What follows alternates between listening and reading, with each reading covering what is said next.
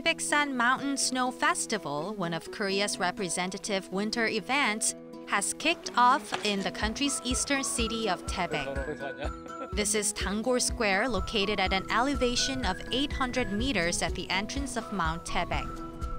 An 8-meter-tall, 50-meter-wide super-sized snow sculpture is installed. Korea's mythical heroes are sculptured, showing off their commanding appearances. The snow sculpture show also offers the reproduction of an Egyptian shrine and the Sphinx. 순백의 나라에 와서 많이 좋은 거 보고 눈에 꽉 감아가지고 그렇게 갈 생각입니다. The festival organizers said a total of 60,000 tons of snow have been used to create the snow sculptures. The sculptures have also required a month-long hard work by some 30 sculptors from China's northeastern city of Harbin for a month.